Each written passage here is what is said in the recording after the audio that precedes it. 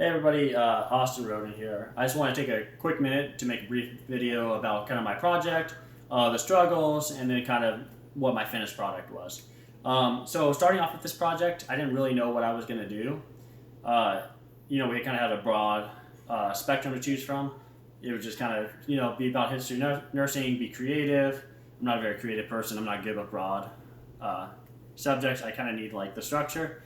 But after doing some soul searching and thinking back, I just kind of got reminded of my childhood of like opening up baseball card packs and finding your favorite baseball card and or seeing your favorite player.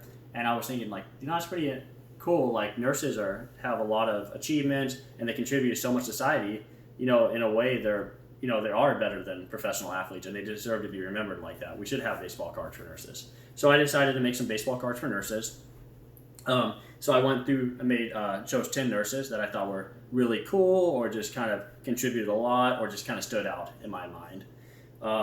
So you'll see on the front, I have the picture of the nurse, right? So we have Hildegard Paplau here, the mother of psychiatric nursing. So we have like either their nickname or we have their normal name. Not all of them have super cool nickname like her. Then we have the date that they were born, the date that they died, and then kind of their contribution. So she was big on mental health. And so on the back of it, you'll see there's kind of a brief biographical sketch.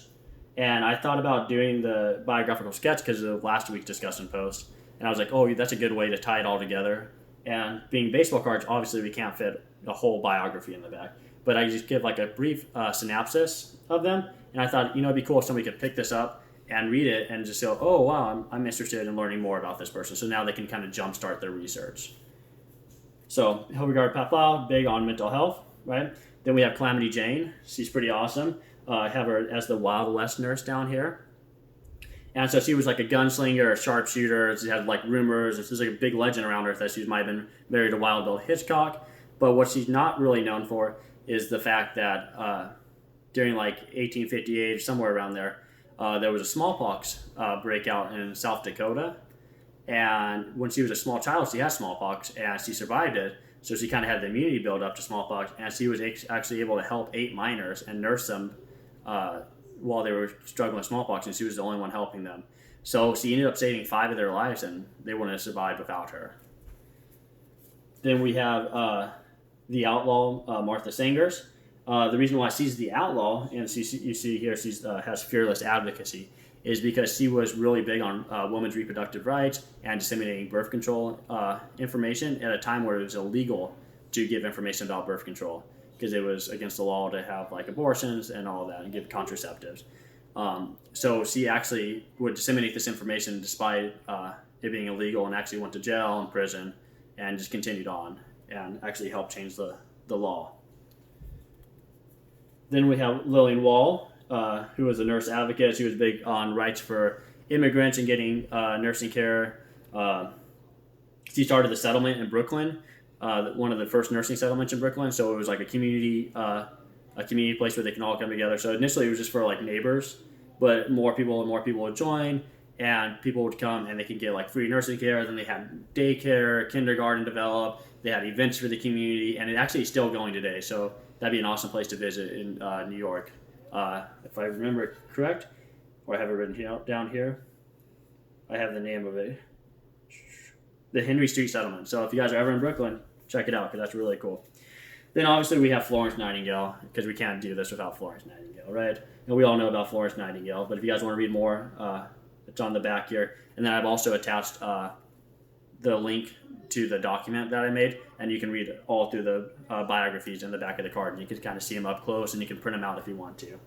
Then we have Clara Barton, the angel of the battlefield, because she would bring supplies to the soldiers during the Civil War, and she would actually help and nurse the soldiers all throughout the night, and just a lot of self-sacrificing on her part. We have Jane Taylor. She was really, really awesome person.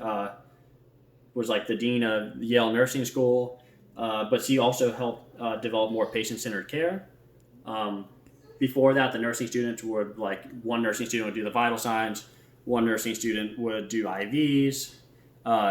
What she changed was that every nursing student would be assigned patients, so they would do everything for that patient. So that way they got a better picture of the patient, and we could more focus on patients as a nurse.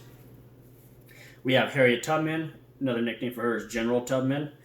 Of course, we know her for the Underground Railroad, but she was also a nurse in the Civil War. She was a spy. She did awesome things. She did a lot of things. She's just an awesome person. Great person to learn about. We have Walt Whitman. So we have the poet nurse, right? And then his nickname is the Wound Dresser because he wrote a poem called The Wound Dresser, which kind of about his time in nursing.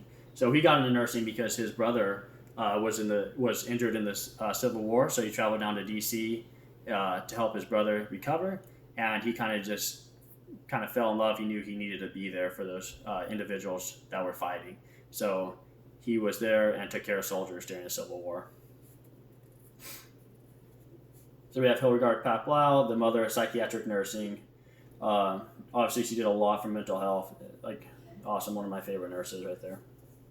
And then I think we went all the way back around. So we have Calamity Jane, the outlaw.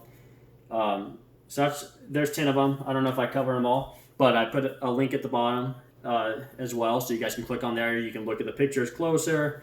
You can look at the biographical sketch on the back. And if you guys have any questions, you can just put it down in the discussion post.